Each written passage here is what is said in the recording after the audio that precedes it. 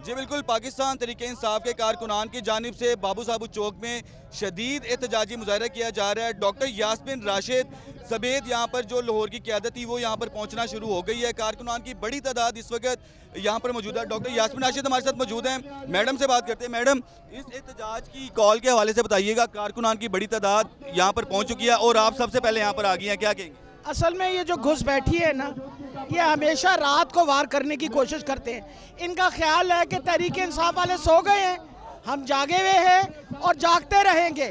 तुमने उंगली उठाई इमरान खान के ऊपर तो हम इंशाल्लाह पूरा पाकिस्तान बंद कर देंगे। इनकी खाम ख्याली है कि अवाम जो है वो इस वक्त सारी पाकिस्तान की अवाम जो है इमरान खान के साथ खड़ी है। किसी तरीके से भी हम बर्दाश्त नहीं करेंगे तुम्हारे होचे हथकंडे।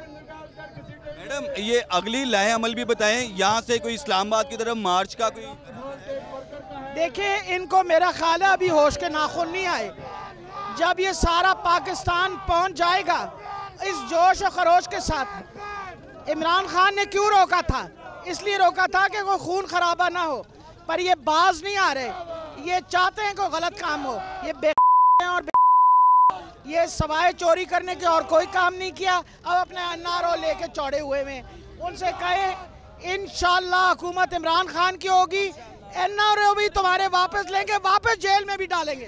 कॉल का इंतजार किया जा रहा है अभी कि क्या अगला? देखिए, मैं यहाँ इसलिए खड़ी हूँ कि असद उमर साहब हमें बताएंगे। नहीं, असद उमर उन्होंने इंस्ट्रक्शन देनी है, हम खड़े हैं। जब तक वो हमें कहेंगे यहाँ खड़े रहेंगे और 1 मिनट लगेगा जी सारा कुछ बंद कर देना हमने।